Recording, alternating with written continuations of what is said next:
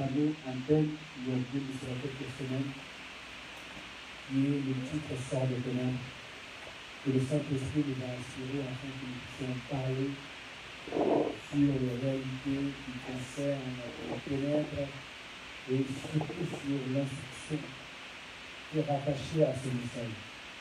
Je ne sais pas si vous le lisez comme moi ou vous le comprenez comme moi, Sort des ténèbres. Amen. Ce n'est pas seulement un titre que le Seigneur donne avant, mais c'est un ordre, c'est un désir qui manifeste que chacun de nous puissions sortir des ténèbres. Et nous avons pu expérimenter, à partager la parole de Dieu durant les semaines qui ont suivi, qui ont précédé plutôt, et nous avons eu à décortiquer certaines vérités et nous cheminons pas à pas vers le terme de ce message. Je pensais le clôturer aujourd'hui, mais il en convient au Seigneur de pouvoir encore prolonger, car il y a encore des choses à dire là-dessus. Amen. Alors, je vous invite à prendre vos Bibles dans le livre d'Ésaïe 9, à partir du verset 1 jusqu'au verset 6, verset 10 à 17 et 21, verset 1 à 1. Ce sont des un peu plus en profondeur vers la pensée que Dieu a inspirée pour ce message. Merci de nous tenir debout à la première lecture. Nous allons honorer Dieu.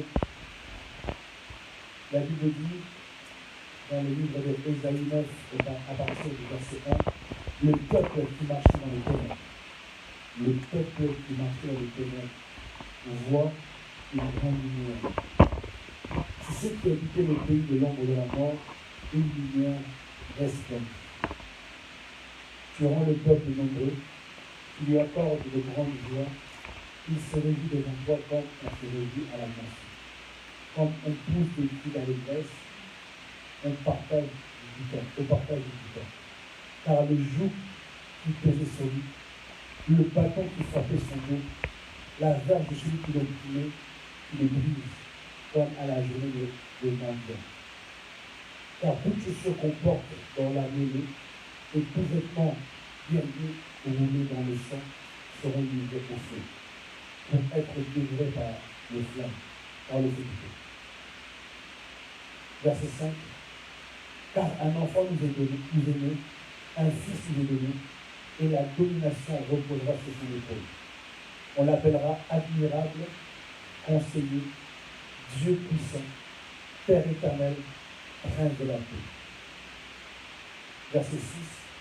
Donner à l'empire de l'accroissement et une paix sans fin au trône de David et à son royaume. L'affermir et le soutenir par le droit et par la justice. Dès maintenant et à toujours. Voilà ce que fera le zèle de l'Éternel des armées. Amen. Nous basculons dans le livre de Matthieu. Matthieu 4. À partir du verset 12. La Bible dit, Jésus, ayant appris que Jean avait été livré, se retira dans la Galilée. Il quitta Nazareth et vint demeurer à Capernaum, situé près de la mer, dans le territoire des Zabulon et de Nephtali. Verset 14, afin que s'accomplisse ce qui avait été annoncé par Isaïe le prophète. Le peuple des Zabulon et de Nephtali, de la contrée voisine de la mer, du pays au-delà du Jourdain et de la Galilée, des gens qui, ce peuple assis dans les ténèbres a vu une grande lumière. Et sur ceux qui étaient assis dans la région, au l'ombre de la mort, la lumière s'est levée. Amen. Verset 17, dès ce moment, Jésus commença à prêcher, à dire, répandez-vous par le royaume des cieux et proche. Et nous prenons le livre de Jean 1, à partir du verset 1 jusqu'au verset 11. La Bible dit, aux origines, avant que rien n'existe, le Fils, expression de Dieu, était là. Il était face à face avec Dieu, étant lui-même Dieu, de toute éternité, donc il était là, face à face avec Dieu. Tout ce qui existe a été créé par lui. Absolument rien n'a pris naissance sans lui. Verset 4. La vie résidait en lui. Cette vie est la lumière de tout genre humain. La lumière rayonne vers les ténèbres, mais les ténèbres ne l'ont pas accepté. Verset 6. Un homme parut, envoyé par Dieu, il s'appelait Jean-Baptiste. Il est venu pour être un témoin, pour dire la vérité au sujet de la lumière, afin d'amener tous les hommes à la foi. Il n'était pas lui-même la lumière, il avait seulement pour mission de rendre témoignage à la lumière. C'est le Christ qui était la lumière véritable venant dans ce monde, celle qui éclaire tout être humain. En effet, il était déjà dans le monde, puisque le monde a été créé par lui, et pourtant le monde ne l'a pas reconnu. Il est venu chez lui et les siens ont refusé de l'accueillir. Parole de l'Éternel. Amen. Nous pouvons prendre place. Alors, nous avons commencé cette série de messages suite à une inspiration de Dieu, suite à une inspiration soufflée par le Saint-Esprit, pour essayer d'amener une personne à comprendre la réalité des ténèbres. Et pas seulement le fait de comprendre la réalité des ténèbres, mais aussi s'en débarrasser. Amen. Ce qui est important pour ce message, ce n'est pas seulement de savoir, de comprendre la réalité des ténèbres, mais il faut qu'à la fin de ce message, ou à la suite de ce message, que tous nous puissions parvenir à nous débarrasser des ténèbres. Amen. Les ténèbres sont une réalité qui n'est pas visible à l'œil nu, qui n'est pas palpable visiblement, mais dont les conséquences se font voir quotidiennement dans notre vie. Ce message a été inspiré pour nous, enfants de Dieu, qui sommes censés être des enfants de la lumière, mais pourtant nous expérimentons encore dans certains domaines de notre vie les ténèbres, voire totalement des ténèbres. Si tu es là pour une première fois et que tu n'as jamais donné ta vie au Seigneur, ce message aussi peut te concerner. Mais il est vraiment important de comprendre que dans la vie chrétienne, nous avons des réalités qui sont présentes. Elles agissent, tangibles, pas visibles, mais plus efficaces que ce qui est visible. Il y a des réalités, des vérités, comme les ténèbres, que vous ne pouvez pas concevoir ni voir, dont les effets sont plus réels que ce que vous imaginez. Nous avons dit ici que les ténèbres représentent pour nous, selon l'inspiration du Saint-Esprit, un voile qui vient se déposer sur nous. Ce voile nous empêche de voir convenablement, nous empêche de pouvoir percevoir les choses comme il se doit. Ce voile nous limite, ce voile nous handicape, ce voile agit d'une manière à nous étouffer. Mais comme je vous le dis, cela n'est pas visible à l'œil. C'est des choses spirituelles. C'est des choses, comment dirais-je, qui se passent dans le monde de l'esprit. La Bible dit que ce peuple qui était assis dans le territoire des ténèbres, dans le territoire de la mort, a vu une grande lumière s'élever. Où il dit encore ce peuple qui marchait dans les ténèbres, a vu une grande lumière s'élever. Marcher ainsi. Certains sont assis dans les ténèbres, sans se rendre compte que si leur vie n'avance pas, c'est qu'ils se reposent sur des choses qui viennent des ténèbres. D'autres sont en train d'avancer, Ils pensent que lorsqu'ils avancent dans la lumière. Ils sont dans l'illusion. Ce sont les ténèbres. Frères et sœurs, c'est un voile qui nous empêche d'agir comme il se doit et de décider comme il se doit.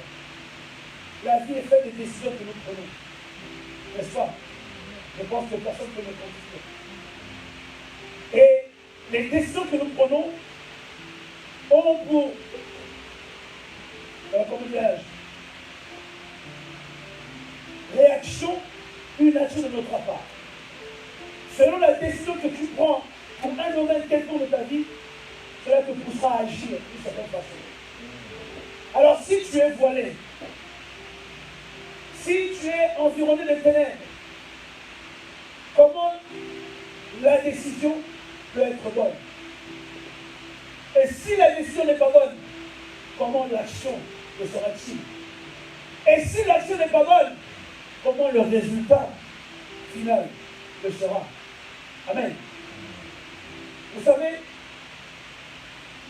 personne ne peut aller de l'avant s'il a une bonne visibilité de la situation dans laquelle il est.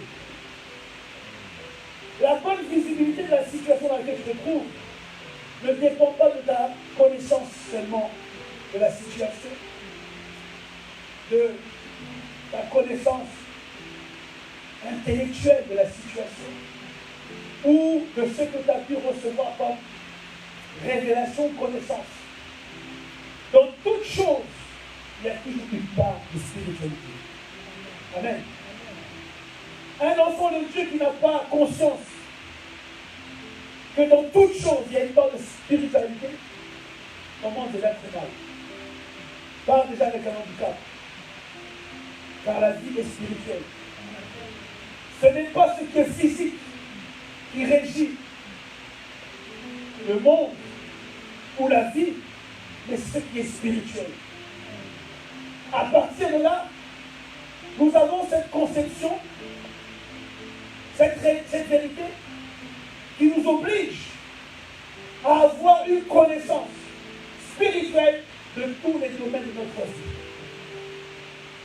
Pour avoir une certaine assurance que les décisions que nous prenons, les actes que nous posons sont conformes à la réalité spirituelle. Amen. Frères et sœurs,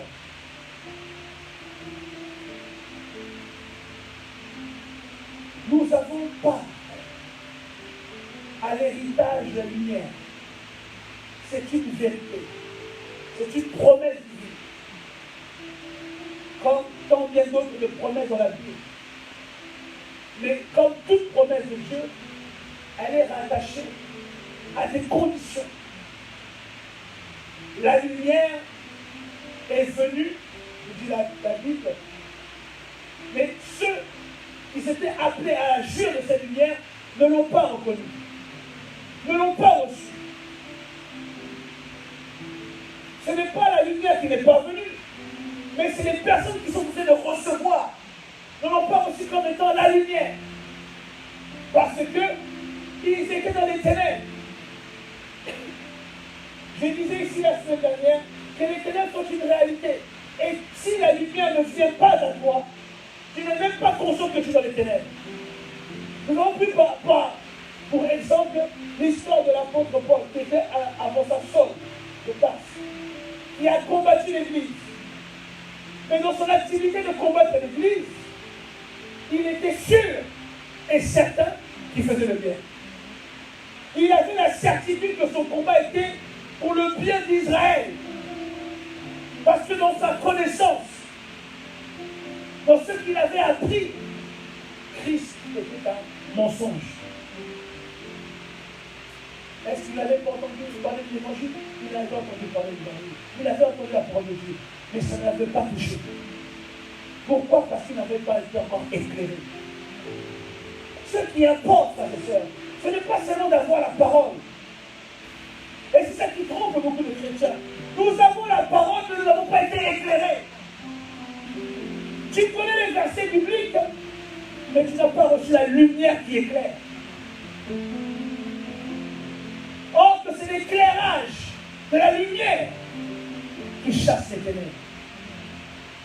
La Bible dit au commencement, le monde était informe et vide, il y avait les ténèbres. Et ça fait mouvait au surface de l'eau. Et la Bible dit au commencement, il dit quoi? Que la lumière soit. Pour commencer le processus de la création, il fallait qu'il y ait la lumière. Ça, si même Dieu, qui n'est pas effrayé par les ténèbres, qui n'est pas bloqué par les ténèbres, mais avant de commencer une création, commence à mettre d'abord la lumière. À combien de forte création nous voulons bâtir sur la lumière. Il est impossible à un enfant de Dieu de bâtir tant qu'il est dans les ténèbres, tant qu'il est voilé, tant que sa perception est voilée. Ce n'est pas le fait d'avoir les paroles qui te fera sortir de ta situation. C'est bien de connaître les versets. Et quelle voile as-tu face à tes yeux? J'aimerais que nous puissions prendre le livre d'Éphésiens 5.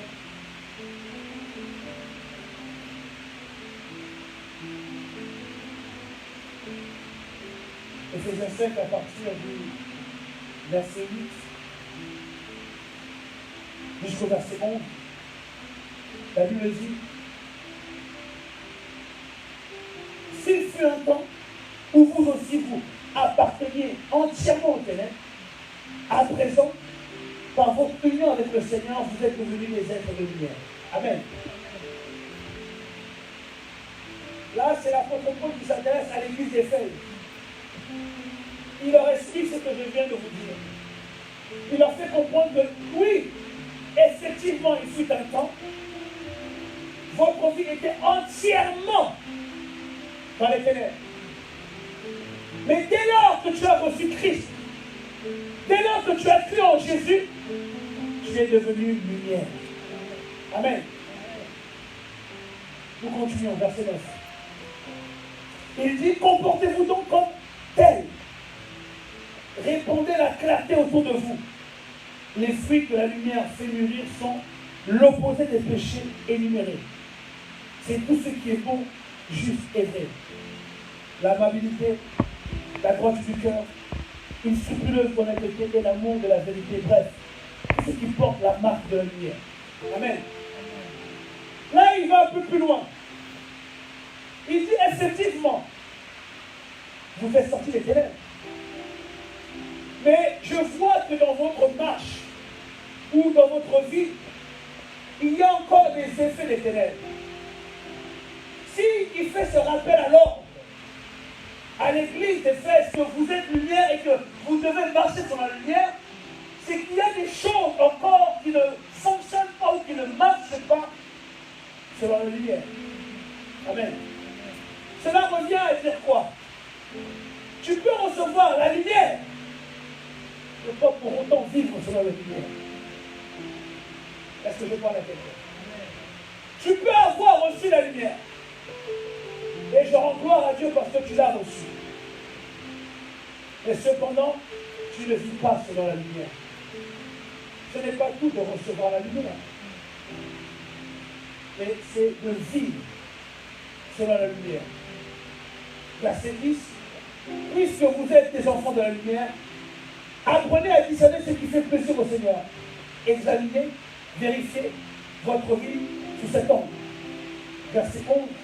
Ne vous compromettez pas en participant aux entreprises infructueuses que favorisent les ténèbres.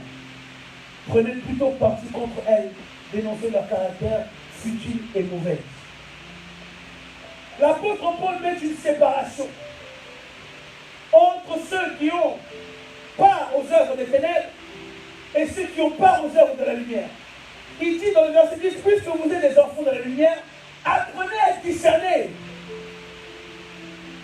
Apprenez à comprendre. Apprenez à examiner, à vérifier. Parce que tout ce qui paraît être lumière n'est pas lumière. Tout ce qui semble agréable aux yeux et qui vous plaît n'est pas forcément issu de la lumière. Nous l'avons lu ici que Satan se déguise en ange de lumière.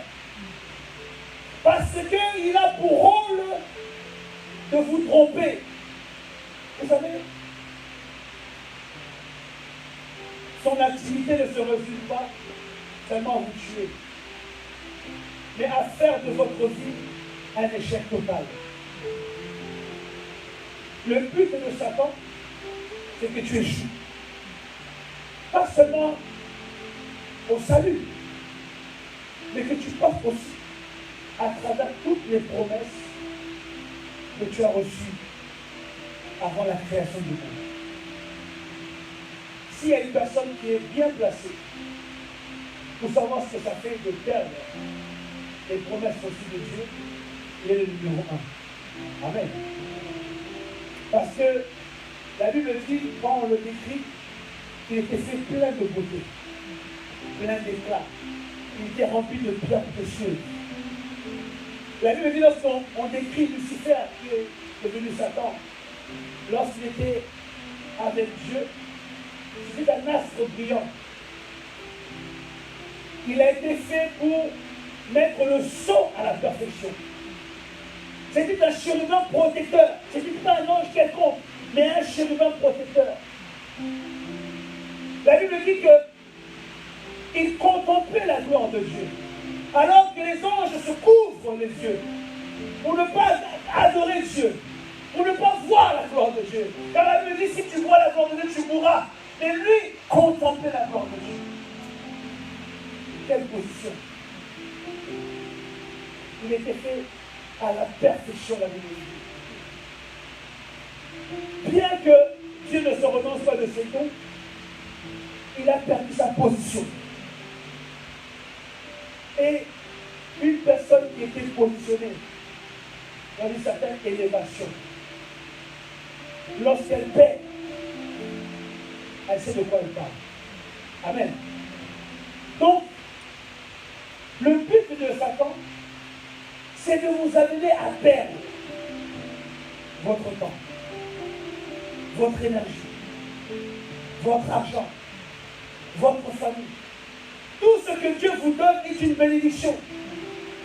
Mais Satan vient ravir cette bénédiction pour la transformer en malédiction, afin que vous deveniez des perdants. Et pour cela, il ne va pas venir vous voler, vous tromper en étant ténèbres. Ça n'aurait pas de sens.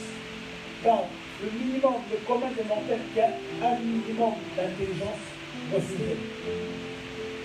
Je connais personne, à part vraiment qui soit mieux de Satan lui-même, qui accepterait d'aller vivre dans les ténèbres. Des fois, quand on passe seulement dans un coin où il fait chaud, il n'y a pas de lumière, on réfléchit à deux fois. Des fois, tu connais, tu connais s'il y a au bout, l'autre bout du tunnel.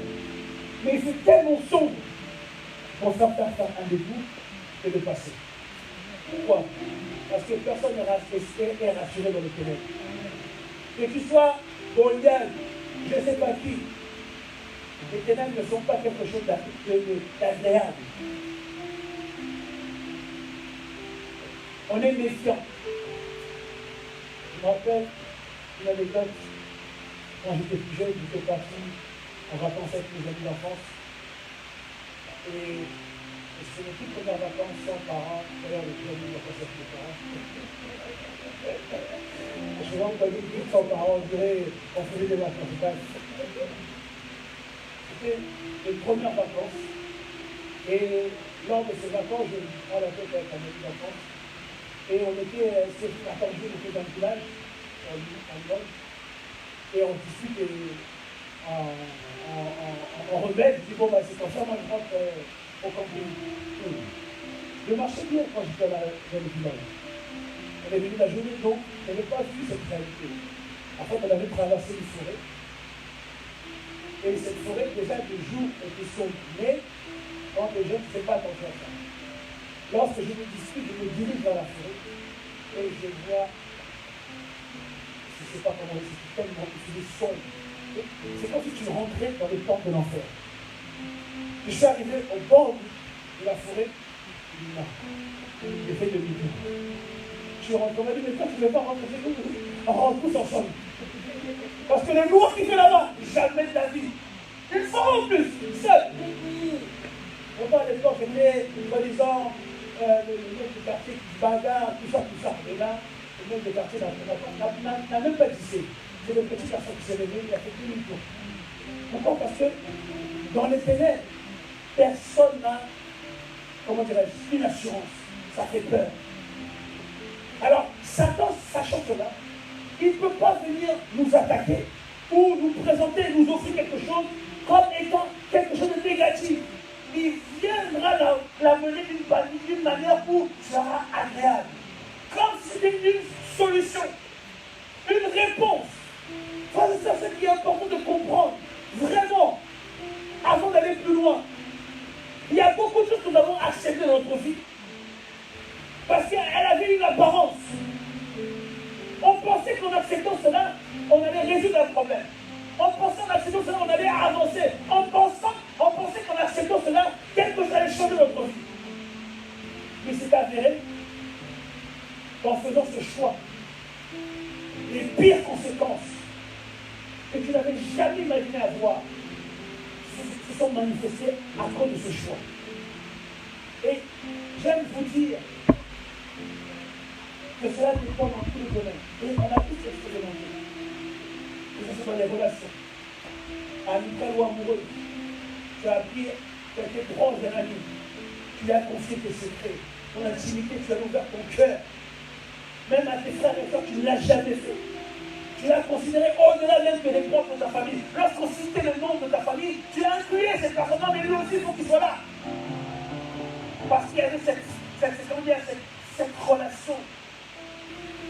Mais quelques années après, il s'avère que cette personne est la personne qui a fait la chose la plus cruelle. Certains pensent que non, il a changé, il n'a pas changé.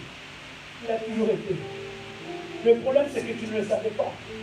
Le problème, c'est que tu n'avais pas le discernement. Le problème, c'est qu'on ne vérifie pas. Aujourd'hui, on vit dans un monde où on embrasse tout. Tout ce qui devient lui paraître agréable, on dit oui et amen. Tant que cela répond à un besoin, on embrasse. On ne vérifie pas. On ne sonde pas. Relation, travail, amoureuse, finance, tout ce qui vient, on dit oui.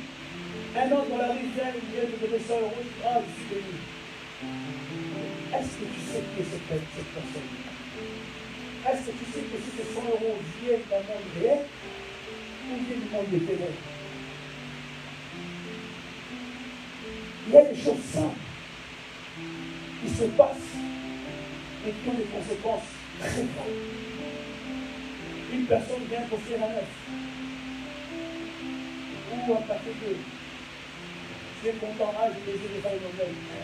Est-ce que ces honnêtes sont vraiment des honnêtes ou spirituellement ce sont... Un homme vient te faire la cour et te dit que la femme la plus succulente, la plus verdoyante, la plus émerveillante, il m'a permis de rencontrer. Il te dit des paroles succulentes. Et juste parce qu'il est à l'image des hommes qui t'attirent, il a le discours qui te plaît, il a un semblant de chrétienté, de spiritualité. Je dis, j'ai trouvé mon mari. Il n'y a pas longtemps, j'étais très remonté dans une personne. Il est tombé amoureux dans le témoin de l'église de Dieu. Et cette personne, en même pas quelques semaines de relation, elle commence à dire c'est l'homme de ma vie, c'est mon mari. Comment ça m'avait fait moi? La personne avait tout d'un clou. Comment tu peux l'appeler mari? Est-ce que tu as le pouvoir du mot que tu es en train d'employer? Tu es en train de donner de l'honneur à une personne qui n'en mérite pas. Parce qu'un mari, on l'honore, une femme, on l'honore.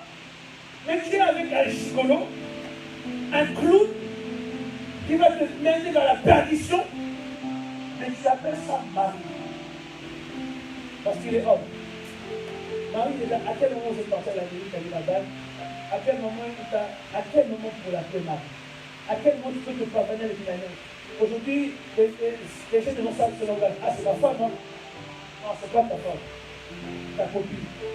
Dis bien les choses. Parce que tu n'as jamais épousé. Ah, lui, c'est mon mari, c'est pas ton mari, c'est ton copain. Et malheureusement, même à l'église, ce langage est venu. Or que nous, à l'église, on n'est pas censé avoir ce langage. Est-ce que vous êtes d'accord avec moi? Hein? Ah, non, je ne suis pas très d'accord avec ça. Bon, désolé de vous. Elle est à l'encontre de ce que vous pensez. À l'église, on ne dit pas copain. On appelle ça prétendant. C'est-à-dire que l'homme qui prétend t'épouser.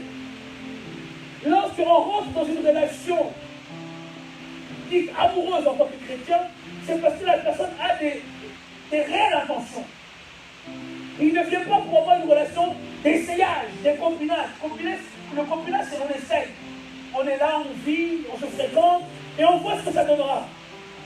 Or que quand on est chrétien, on voit avant de commencer quelque chose. On voit selon les critères, on voit selon la beauté physique, on voit selon la réalité spirituelle, on prend le temps de son étude, et lorsque les choses sont en accord, c'est alors qu'on accepte, et la personne devient automatiquement ton prétendant. C'est-à-dire que la relation du copinage, qui est on essaye, on goûte. Parce qu'aujourd'hui, c'est le moment pour les croix, mais c'est bien beau de l'épouser, mais est-ce qu'au lit, il va me satisfaire? Moi, il faut que je goûte. Hein. Pourquoi ça, c'est la relation du copinage? Mais la relation du prétendant, on ne goûte pas, il n'est pas une marchandise qu'on doit goûter. Ou l'homme n'est pas une marchandise qu'on doit goûter. Tu es une princesse et un prince céleste. Et ta valeur est beaucoup plus précieuse qu'une partie des gens dans l'air. Parce que vous ne savez pas que lorsque vous offrez votre corps, ce n'est pas le corps que vous offrez, mais c'est votre vie que vous maintenez sous l'autorité d'un joug. Vous permettez, si par malheur, vous êtes en train de coucher avec un sorcier, à ce que le sorcier puisse avoir autorité sur votre vie. Déjà, vous venez dans le monde avec un sac avec de combat lié aux traditions, au lieu de vos pères et de vos mères, et de nous-mêmes, on ajoute. Même les baisers avec la langue, il y a échange d'esprit. Même ça, c'est dangereux. Ce n'est pas que le sexe. C'est ça, quand on ouvre ces réalités, automatiquement, même si tu pries comme tu ne sais pas quoi, tu ouvres une porte. Tu permets à l'ennemi, tu permets aux ruses du diable de t'avoir. Tu as pris 5 minutes de plaisir, 1 minute de plaisir, 10 minutes de plaisir, mais ces 10 minutes se révèlent comme étant des combats. Parce que tu as permis aux ténèbres d'entrer dans ta vie. Là, je suis venu à faire de comprendre cela. Que ce soit dans vos relations amoureuses, amicales, dans vos choix professionnels. Dieu te place quelque part, mais parce que l'endroit est Dieu pour toi, tu cherches ta facilité. Frère et sœurs, si Dieu t'a placé là, à cet endroit précis, c'est pas pour que tu cherches ta facilité ou à fuir. Parce que lorsque tu cherches à fuir, ou tu vas vers ce qui semble être plus facile, c'est là où tu te retrouves dans la véritable difficulté. Donc le diable a pour mission, si je puis dire ainsi, de nous maintenir dans un faux semblant de lumière, en nous proposant des choses qui semblent être la lumière, mais qui ne sont pas la lumière. Car c'est sa mission et son rôle vis-à-vis de toi. Aussi longtemps que tu seras sur la terre, les hommes chassent que le diable viendra toujours te proposer. Toujours te proposer quelque chose qui va à l'encontre de ce que Dieu a dit dans ta vie. Voilà ce qu'il a fait pour le jardin d'Éden. Il est venu proposer à Ève autre chose que ce qui était réellement. Et elle a accepté. Et la Bible dit que le fait d'avoir accepté, la mort est entrée. C'est-à-dire les ténèbres ont accepté. À chaque fois qu'on accepte une proposition trompeuse, du diable, on accepte les ténèbres dans notre vie. On accepte la mort dans notre vie. Est-ce que je parle à quelqu'un? Bien que tu sois enfant de Dieu, ça ne changera pas ton identité. Mais ce que tu fais, ce que tu permets, c'est que tu amènes une ombre dans ta vie. Et cette ombre va s'appesantir, va prendre de l'ampleur. Tu sais que plus tu vas aller de l'avant, plus tes choix seront difficiles, compliqués, parce que tu seras aveuglé à cause de l'ombre que tu as laissé entrer dans ta vie. On continue. Je vous invite à prendre vos livres dans le livre de Jean 3. Jean 3, 3 Jean plutôt, 3 Jean. Le livre de 3 Jean, de l'apôtre Jean, à partir du chapitre 1 et le verset 2. 3 Jean, chapitre 1, verset 2. Là, c'est Jean qui écrit à son ami, Gaïs. Il écrit cette lettre. Il dit, cher ami, je souhaite et je prie que tu prospères à tous égards et que ton corps soit aussi en bonne santé que ton âme.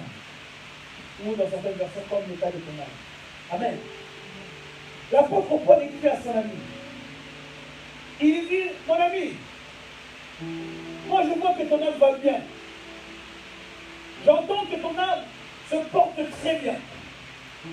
Mais mon désir, c'est que tu prospères au-delà de ton âme. Que dans toutes les dimensions de ta vie, que tu puisses prospérer. Nous savons tous que l'âme est le siège des sentiments et des émotions. N'est-ce pas? L'âme alimente la vie de l'homme. Selon la source dans laquelle il puise, c'est l'âme qui nous alimente. Nos émotions, nos sentiments sont conduits par notre âme. Autrefois, charnel, l'âme puisait ses émotions dans la chair, dans tout ce qui était charnel. Mais lorsque nous sommes devenus des êtres spirituels, lorsque nous avons été régénérés par le Saint-Esprit, l'âme a changé de source. Il a commencé à puiser la source dans l'esprit. Dès que la chair cherche toujours à reprendre sa place, car on ne peut discuter l'homme de la chair, l'âme est présente, l'esprit plutôt est là, pour nous permettre de pallier, d'être plus fort, plus présent, plus puissant que la chair. Maintenant, on sait que la chair se taise et que l'esprit règne. Amen. Est-ce que je parle avec vous? Et lorsque l'esprit règne, automatiquement nos émotions, nos sentiments sont conduits par l'esprit. Quand je dis l'esprit, je parle du Saint-Esprit. Amen. Alors, là, l'apôtre Paul écrit à son ami, Gaius, il lui dit que je sais que ton âme prospère. Mais ma prière à moi, mon désir à moi, c'est que tu prospères à tous égards. Est-ce que je parle à quelqu'un? La prospérité, frères et sœurs, n'est pas d'abord pécuniaire. Lorsque la Bible parle de prospérité, il ne parle pas forcément, il ne parle pas de finances. Il ne va pas seulement au pourtant avec les non. C'est pas ça. C'est que la vie prospère d'un enfant de Dieu. On dit que l'enfant ou le chrétien est prospère lorsque sa vie, toute sa vie, reflète son christianisme, sa chrétienté. On dit que tu es prospère, pas lorsque tu possèdes encore ton manque de millions, mais lorsque ta vie terrestre manifeste dans tous les compartiments ton christianisme. Amen.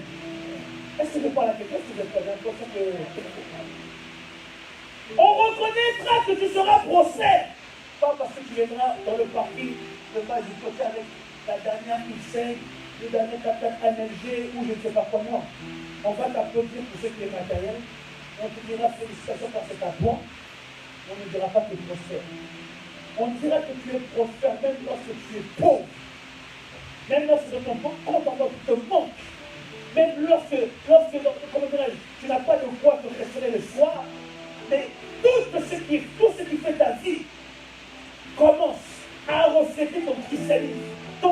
caractère, ton comportement, ta réflexion, ta manière de vivre. Lorsque ta vie reflète cette excellence, c'est alors qu'on reconnaît que l'homme et la femme devient prospères. Amen. Et lorsque cette prospérité entre dans l'homme, elle ne s'arrête pas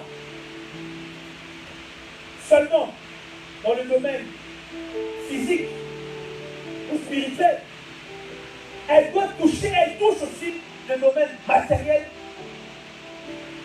et physique. Nous voyons que Gaius prospérait dans son âme. Mais l'apôtre Paul dit que j'aimerais que tu sois en bonne santé. Il a dit qu'il était malade. Amen. Il y avait un problème. Gaius, il prospérait dans son âme, mais physiquement, il ne prospérait pas. Qu'est-ce que j'essaie de vous dire par là, frères et sœurs? Lorsque nous recevons la lumière, elle touche notre âme. La lumière, c'est la présence du Saint-Esprit, c'est la présence de Dieu dans notre vie. Et cette présence touche notre âme. Mais elle ne doit pas s'arrêter dans notre âme. Elle ne doit pas s'arrêter sur le fait que tu grandis spirituellement. Tu multiplies la connaissance de la parole de Dieu. Mais elle doit toucher ton physique et ton matériel. Amen. Frères et sœurs, une vie chrétienne doit être une vie stable. Tu dois prospérer spirituellement comme tu prospères matériellement. Tu dois prospérer dans ton âme comme tu prospères dans ta santé. Dieu n'est pas venu seulement pour nous ramener à une vie de prière ou d'intercession, d'une vie d'évangélisation, d'une vie de prédicateur. Non, il est venu pour vivre toute la journée avec toi, constamment, H24 avec toi. Il participe à ton lever, il participe à ton coucher, et même lorsque tu dors, il est encore présent. Dieu ne cherche pas qu'on le mette à côté de nos affaires, à côté de nos choix, de l'éducation de nos enfants. Donc Dieu veut s'introduire dans toutes les décisions que tu prends chaque jour de ta vie. Vous l'avez lu avec moi, on l'appellera admirable conseiller. Amen. Si dans le monde, nous prenons le temps. Alors, Béatrice, ça va? Ça va. Dis-moi, j'ai une question. C'est quoi? J'ai envie de faire quel projet? Toi, tu en penses quoi? Alors, Marc, oh, mon gars, c'est comment? Ça va et toi? Ça va? Dis-moi, là, je sens qu'il y a quelque chose qui doit se faire là-bas. T'en penses quoi? Si on prend le temps d'appeler les hommes terrestres qui n'ont pas la perception céleste à nous conseiller, à combien de fois nous devons prendre le temps d'aller faire le conseiller par excellence, devant qui tout est à nu. Le problème de l'enfant de Dieu, on va dire de prier pour une affaire, un mariage, ou je ne sais quelle décision à faire. Seigneur Dieu Tout-Puissant, Père de gloire, je prie que tu puisses me pardonner ça. Seigneur, je te prie, s'il te plaît. Alors, si la personne a dit oui, ou si la personne a dit avec un peu bleu, c'est-à-dire que ta volonté est faite. Amen, amen. Quand le gars est arrosé, il a entendu ta prière, le gars, il n'est plus pas vraiment, il va mettre du bleu ce jour-là. Il dit, eh Seigneur m'a répondu. Eh Seigneur m'a répondu, oh, oh, je suis béni. Et tu commences quelque chose parce que quelqu'un avait un peu bleu. Je ne dis pas que ça ne dit pas ce faire. Mais la véritable conviction, écoutez-moi, frère et sœur, la véritable conviction, elle n'est pas visible. Elle est spirituelle. Elle me dit que l'homme ne vivra pas par la vue, mais par la foi. C'est-à-dire que lorsque Dieu te convaincra d'une chose, cette chose n'aura pas la vue de la conviction. Oh, je pensais qu'elle allait me dire la même chose. Lorsque Dieu va te convaincre d'une chose, l'apparence première de la chose ne sera pas la conviction. Il faudra puiser dans ta foi que ce que tu vois est vraiment le plan de Dieu. Est-ce que je parle à quelqu'un?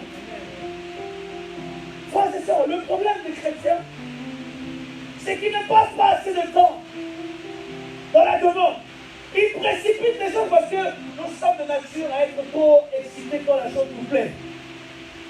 Il y a trop d'enthousiasme. Quand la chose, tout le monde, quand la chose, tu la veux vraiment, comment tu es excité? Tu es pressé, moi aussi je suis comme ça, il y a des choses je vais les acheter et je veux vraiment la chose, j'attends pas. Or que je peux faire 2-3 boutiques, voir ailleurs si il n'y a pas mieux, j'attends pas. La dernière fois j'étais avec madame, je voulais acheter quelque chose et le pasteur m'a fait un prix, je voulais prendre directement. Je dit attends. Et j'étais excité parce que je voulais la chose. Amen. L'homme est comme ça. Quand la chose lui plaît, il la veut maintenant. Mais ce n'est pas parce que la chose te plaît qu'elle est bonne pour toi. Est-ce que tu parles avec toi? Je vais vous le dire encore. On a demandé à Samuel d'aller oindre le nouveau roi chez la maison de David. Il rentre dans la maison de David, il voit un homme grand, costaud, ça y est, le nouveau roi, il est là. Parce qu'à ses yeux, tout ce que l'homme était l'identité d'un roi. Je lui dis, écoute, toi tu regardes la cité aux yeux, et moi je vois la cité au cœur. Ce n'est pas lui. Il a fait des faits toute la maison, il n'y avait pas de roi. Et Samuel dit, mais c'est fini. Il dit, non, j'ai un fils là-bas, là. Celui que là, c'est mon frère de sa boulot. Et d'aller de la famille, là. On ne calcule pas trop parce que c'est un petit. Il ne sert à rien, c'est le petit, il ne connaît rien. Or que il ne savait pas que la gloire viendrait de lui. La Bible dit, Samuel vit arriver un jeune homme, c'était un bébé, beau visage, tout encore, c'est-à-dire encore les rythmes de la vie, non les rythmes que tu as à force de toujours. Il y a des rythmes qui apparaissent à force de vie. Il est encore lisse. Et Dieu dit, voici maintenant l'homme selon mon cœur. Comprenez une chose, frères et sœurs. Il est important en tant qu'enfant de Dieu de faire la différence. Parce que le diable ne va pas vous tromper avec les ténèbres, mais il vous trompera dans la lumière. Et lorsque tu acceptes ce que le diable est venu te proposer, ce n'est pas la lumière que tu acceptes, mais c'est la ténèbre que tu entends. Et ces ténèbres ne sont pas là pour s'arrêter, mais elles vont te faire deux choses. Soit elles vont te faire asseoir dans les ténèbres, ou te faire avancer dans les ténèbres. Soit tu vas rester assis, ta vie ne va plus bouger. Regardez, il y a des gens, quand tu les fais rentrer dans ta vie va bouger. Il y a des contacts, des relations, des choses, quand tu portes dans ta vie, ça n'avance pas. Tu mets l'énergie, tu mets la motivation, tu mets tout ce que tu mets la prière, ça n'avance pas. Parce que tu as fait rentrer une chose, tu t'es fait asseoir dans les ténèbres. Oui, il y a des fois, tu as l'impression d'avancer. Vous savez, souvent, on me dit, ah, mais regardez un tel, il s'est marié, sa vie va bien, il est bien, il est pas bien, nanana. Ah, les sœurs, on ne paye pas les musiciens avant le concert. On les paye toujours à la fin. Je peux vous dire quoi? C'est à la fin qu'on reconnaîtra qui a fait les choix. Ne regardez pas ce qui paraît être vous. Les réseaux trompent beaucoup de personnes. Parce que vous croyez que les gens vont venir sur les réseaux tromper, venir avec des photos quand ça va mal, non? Ils viendront avec des photos quand ça va bien. Oh, moi il perd. Moi il perd. On est en train de se promener. Moi il perd. On mange à Glendas. Moi il perd. On fait à la foire du trône. Moi il perd. Le père, moi il perd. Tout le monde est venu perdre. Moi il perd dans le sud. Oh, moi il perd. Moi il perd. Il m'a donné un sac. On a acheté ça elle-même. Elle veut mentir aux gens. Moi il perd. Père radin. Tout le monde sait. Mais pourquoi? Parce que pour montrer aux gens que moi il perd. Et les gens qui regardent ça disent, elle a de la chance. C'est ça qu'elle est heureuse. T'as vu? Elle n'avait pas prié. On prie. Dieu te préserve. Parce que le B là, il peut passer 10 ans avec une personne. Vous savez, 10 ans ça se passe bien, il suffit de mettre tout comme là. Tout se prendre une journée. Et Dieu peut te refuser une relation après une journée. Ce n'est pas les 10 ans de joie, T'imagines, t'as passé 10 ans la tête quelqu'un, t'apprends ce gars-là, c'est cet homme, il est pire. 10 ans, t'as construit un foyer, et t'apprends qu'il est homosexuel. Ce sont les réalités du monde d'aujourd'hui. Ou elle est lesbienne, ou elle est sorcière. C'est quoi maintenant? Commence à te gratter. Pasteur, est-ce que je dois me divorcer? Pas rester. Moi, je dis tu restes. Tu ne divorces pas. Tu vas rester. Maintenant, tu vas prier, tu vas devenir intercesseur dans ton mariage. Au lieu de faire des prières de louange, d'adoration, pour rendre gloire au mariage, deviens intercesseur de ton mariage. C'est pas évident. Tu intercèdes pour les esprits de ton mari. Et tu dois coucher avec lui. Mais un jour seulement, Dieu te préserve de ça. Et tu dis non, va pas là. Non, mais c'est mon bébé. C'est ça. Tout ce qui paraît dans votre vie vient toujours avec l'image que c'est agréable. Il n'y a personne dans cette salle qui ne l'a pas expérimenté. On l'a tous expérimenté dans notre vie. Que ce soit dans la relation amicale, tu as tout donné à cette amie. Tu as offert ton cœur, tu étais prêt à tout sacrifier. Même quand il y avait des problèmes dans ta famille, tu laissais ta famille pour aller vers cette amie. Et c'est la même personne qui t'a trahi. Et quand je parle de trahison, des fois de trahison difficile, inacceptable. Et quand tu penses encore à elle, le genou à lui, t'as la blessure. Parce que tu n'auras pas pu imaginer que cette personne pouvait faire ça. Et ça, comme je dis, c'est pas parce que la personne est mauvaise. Avant, maintenant, elle a toujours été. Et tu n'avais pas la révélation. C'est tout. On dit que l'argent ne rend pas meilleur ou ne rend pas mauvais, mais elle montre réellement qui tu es au fond. C'est pas l'argent qui change. Mais la personne se fait voir quand il devient fier. Il a toujours été fier, mais là, tu ne peux pas être fier quand tu es pauvre. Tu n'as rien, tu vas être fier comment? Tu fais le humble. Ta pauvreté amène l'humilité. Automatiquement, tu n'as pas, donc tu te tais. Tu arrives quelque part, tu ne fais pas le malin parce que tu n'as pas. Et quand tu as, mais attends. Oh, c'est moi là, aujourd'hui le boss, c'est moi qui paye. C'est moi qui paye. Non, mais laissez. Oh, peut-être tout mieux de lui. Et cet orgueil va monter. Il va cracher sur les gens, cracher sur les pauvres, et oublier même les pauvres. Frères et sœurs, c'est ce que je suis en train de vous dire. C'est ce que je suis en train de mettre dans vos cœurs avant d'aller plus loin.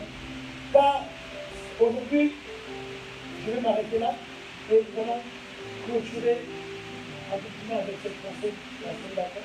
Mais ce qui est important vraiment que tu dois comprendre, c'est qu'aujourd'hui nous sommes en train de parler.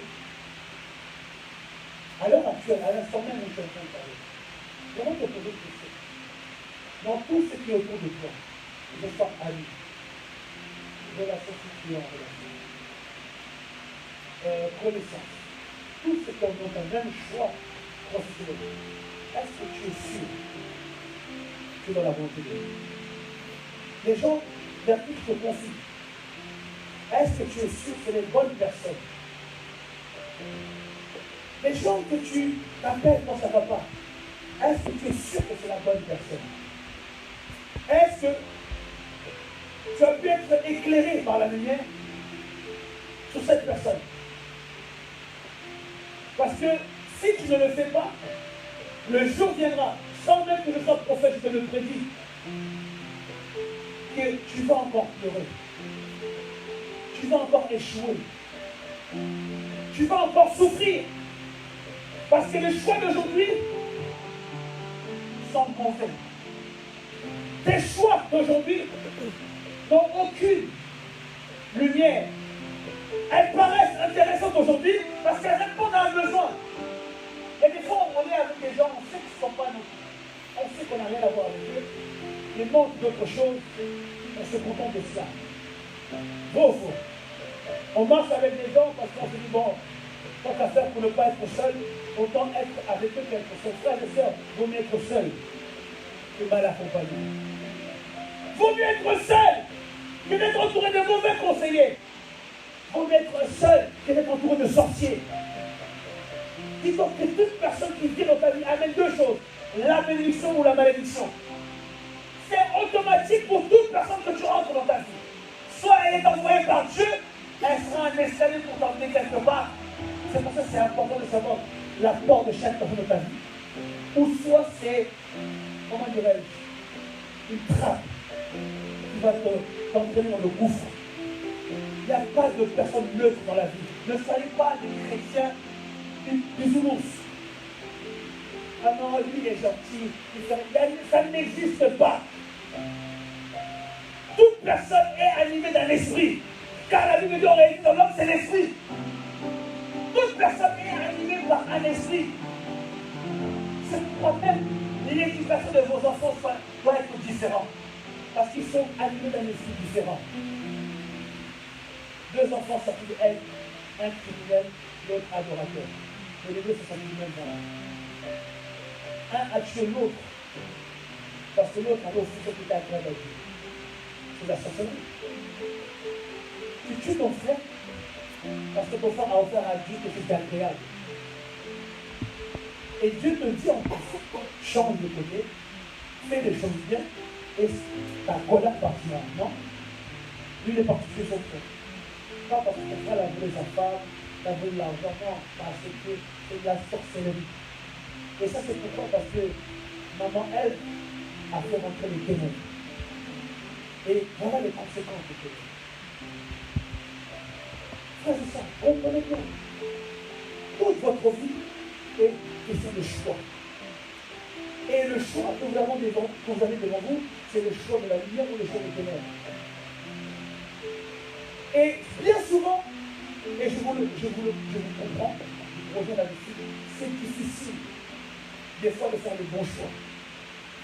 Vous imaginez, vous êtes là, vous recevez 2 procès de travail, quasiment identiques.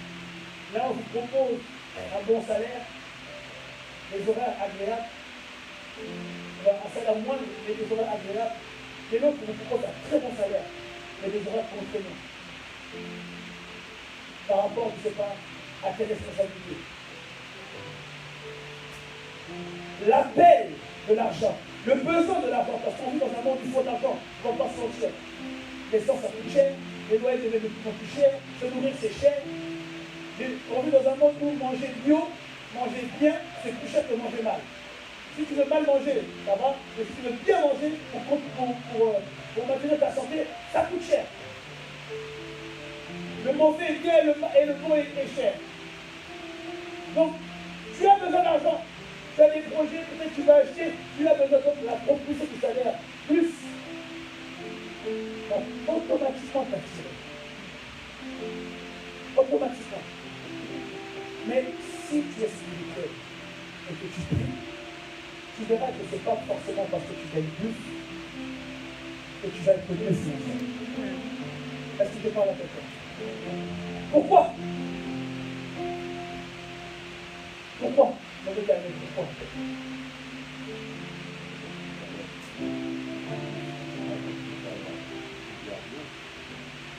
C'est ça, pourquoi? Pourquoi? Alors, vous avez le verset de la bouche d'âge dans ce que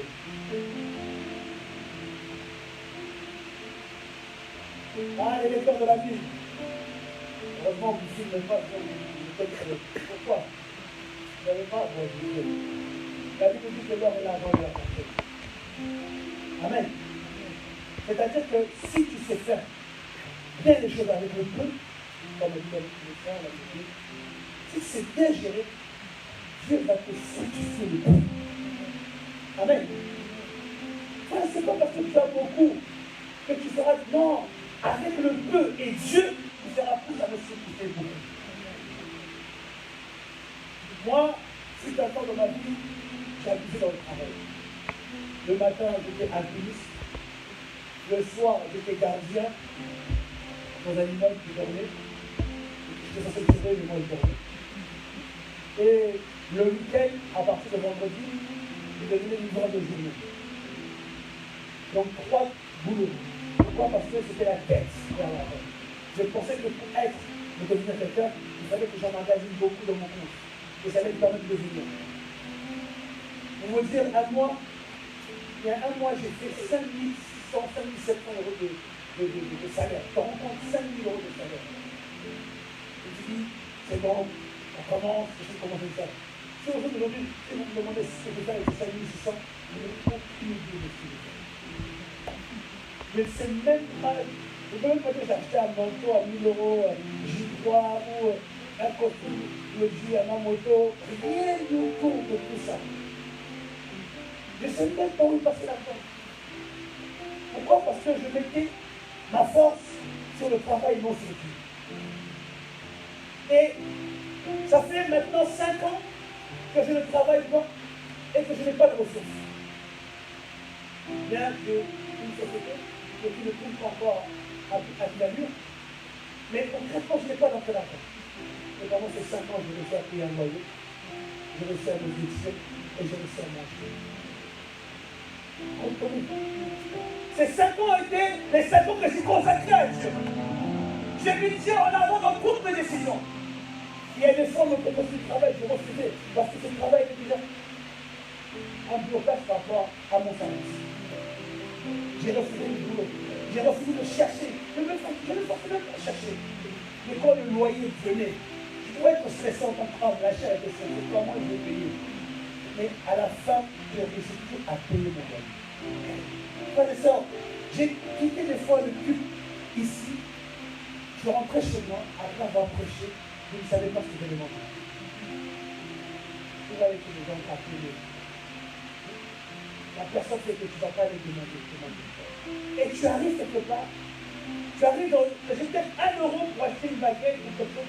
On pense sur les choses. Donc tu ressens avec plus. Et tu dois me donner 1 euro parce qu'on te dit non, ne paye pas. Et tu n'as pas demandé. Pourquoi? Parce que Dieu sait soutenir tous ceux qui lui font confiance. Ce que je suis en train de vous dire, et ce que j'essaie de vous faire comprendre, ce n'est pas les décisions que vous prenez qui sont importantes, mais c'est la lumière que vous avez dans vos décisions qui sont importantes. Et Dieu est éclairé lorsque tu fais tes choix. Et Dieu est éclairé lorsque tu décides de faire ceci. Et Dieu est dans la lumière lorsque tu prends ces décisions. Parce que ce qui va te soutenir, ce n'est pas ta décision, mais c'est la lumière. Est-ce que je parle à quelqu'un? Ce qui va soutenir ta décision, ce n'est pas la décision que tu prendras. Ce n'est pas le fait que vous avez choisi de servir Dieu qui m'a soutenu, mais c'est la lumière de sa présence, de choix que j'ai fait qui m'a soutenu. J'ai gagné beaucoup d'argent, je n'ai rien vu. J'étais un délinquant, un voyou. Il m'est arrivé d'aller cambrioler, il m'est arrivé d'aller braquer. J'ai eu de l'argent, je n'ai rien fait. Mais en Christ, j'ai vu beaucoup plus que quand j'étais un voyou. En Christ, j'ai voyagé en première classe. En Christ, j'ai dormi dans des hôtels 5 étoiles. En Christ, j'ai été élevé à des dimensions que, en tant que voyou délinquant qui avait de l'argent, je n'ai jamais expérimenté. Est-ce que je parle à quelqu'un? Le choix que tu fais avec Dieu sous la lumière déterminera ton avenir. Et lorsque tu laisses les ténèbres entrer dans ta vie, ce n'est pas les ténèbres seulement, mais tu mets un voile dans ton existence. Et c'est alors que tu commences à faire mauvais choix sur mauvais choix. Et tu te poses la question, est-ce que Dieu m'a abandonné? Dieu ne t'a pas abandonné, il est là. Mais tu as laissé entrer un autre choix dans ta vie. Qui fait que, vous savez, je continue en disant que Dieu c'est quelqu'un de mal. Dieu c'est l'élégance parfaite. Dieu c'est la classe. Vous savez comme dans ces films où on voit ces hommes italiens, c'est comme les talons italiens remplis de classe, macho mais classe, élégant, toujours avec la rose et la bouche, en train de parler d'une certaine façon. Dieu c'est la classe comme tout ça. Dieu ne pourra jamais quelque chose de ta vie sans que tu puisses lui donner l'accord. Dieu n'impose rien, il nous laisse toujours le choix. Il est vrai qu'il y a des choses qui se font parce qu'à un moment donné, c'est le Père qui pose. Mais même dans ces choses-là, tu peux refuser. Voilà pourquoi il a dit, je lis devant vous deux chemins. La vie et la mort. Je vous conseille de prendre la vie. Il te conseille. Il te dit, je sais pas. Ça, c'est ça.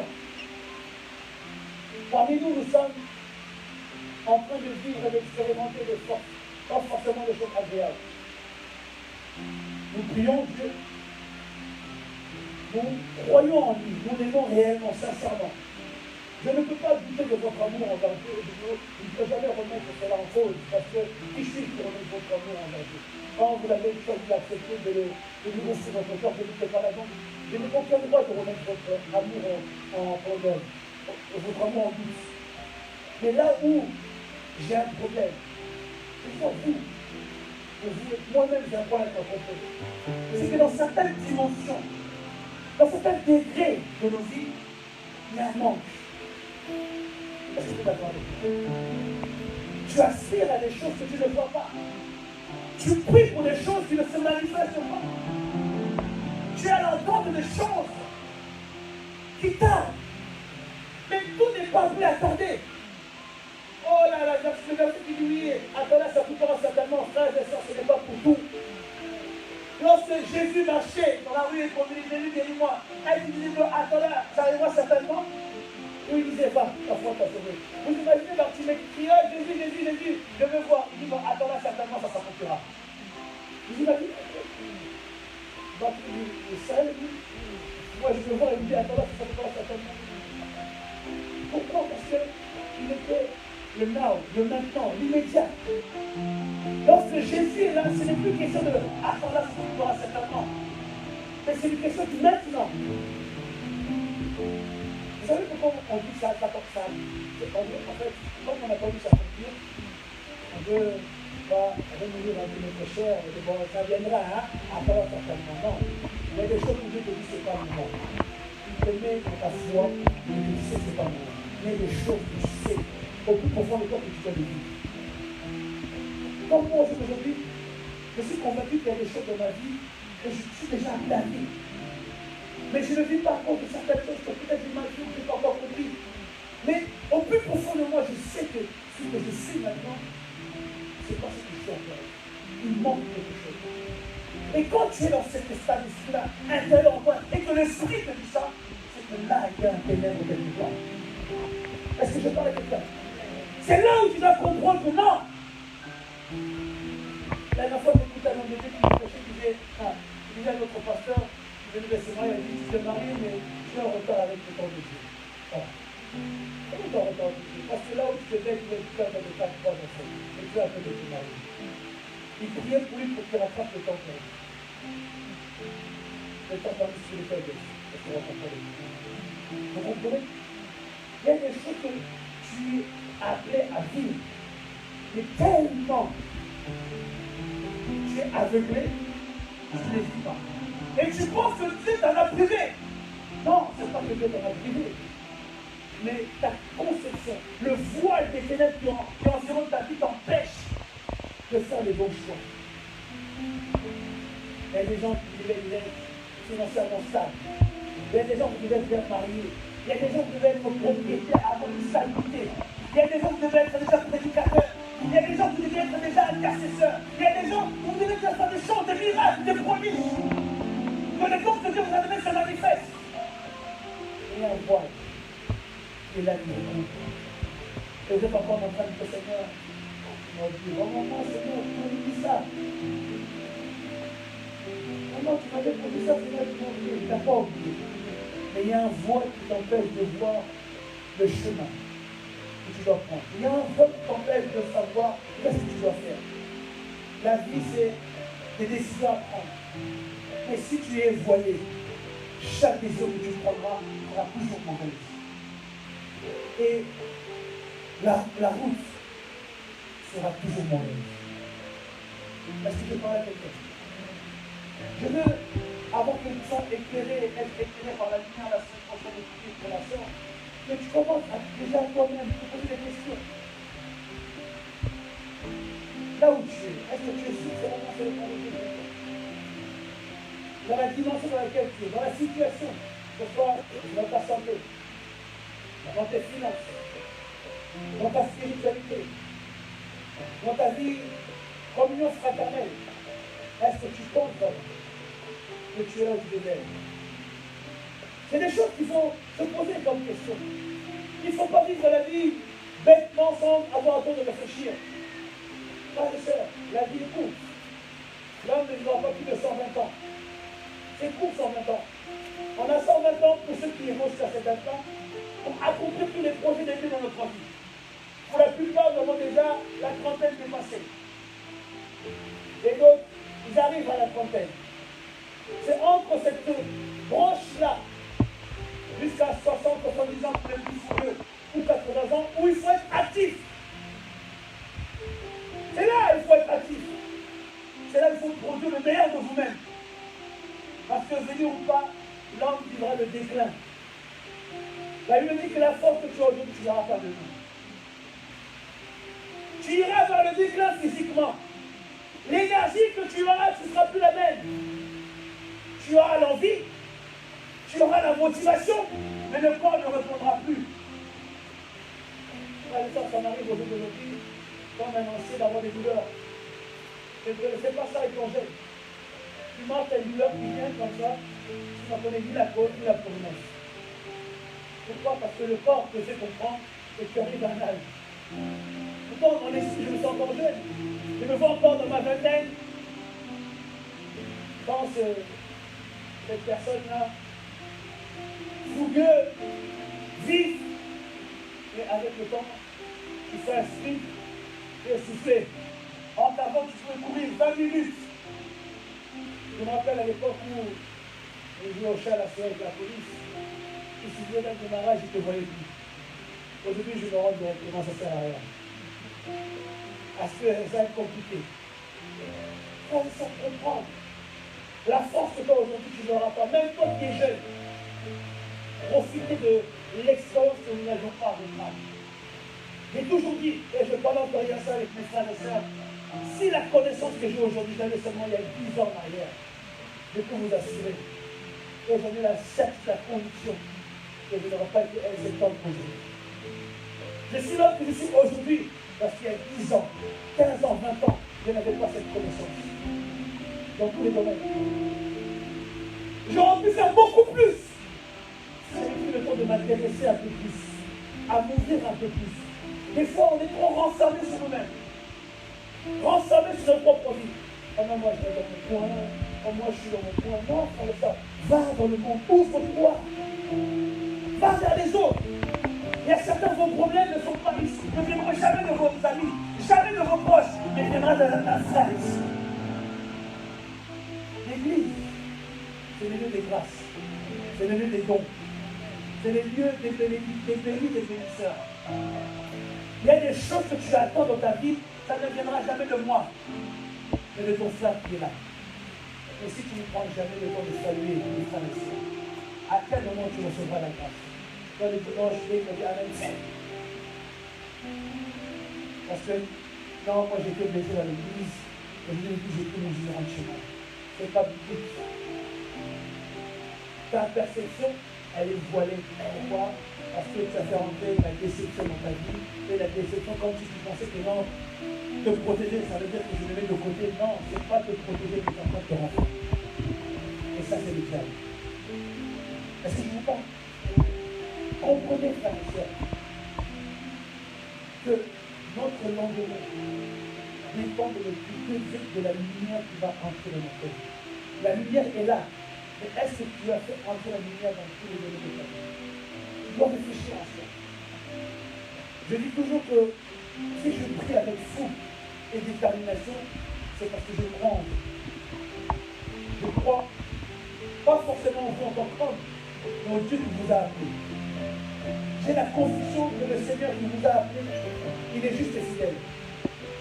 Et que ce qu'il a dit, il va l'accomplir dans votre vie.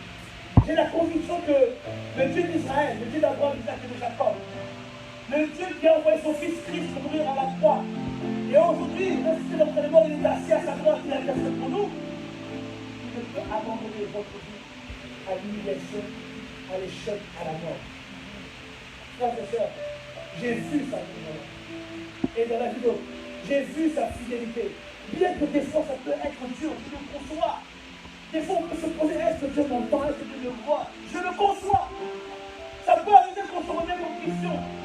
Mais la remise en question ne peut pas annuler les promesses de Dieu. Que ta remise en question, que ton questionnement ne t'en empêche pas d'avancer selon les instructions de Dieu pour ta vie. Amen. Vous savez, j'ai vu beaucoup de personnes ici où Dieu leur a parlé. Dieu leur a dit des choses. Et ces choses, et ces personnes, parce qu'ils ne voyaient pas les choses comme ils le voulaient, ont décidé d'abandonner. Et c'est ça le dommage. Parce que Dieu te dit de faire quelque chose. Et lorsque tu le fais, tu ne vois pas forcément la rémunération tout de suite. Si ce n'est pas Dieu. Détrompez-vous. Les choses de prendre son temps, mais elles ne finissent toujours pas s'accomplir. Que Dieu vous bénisse.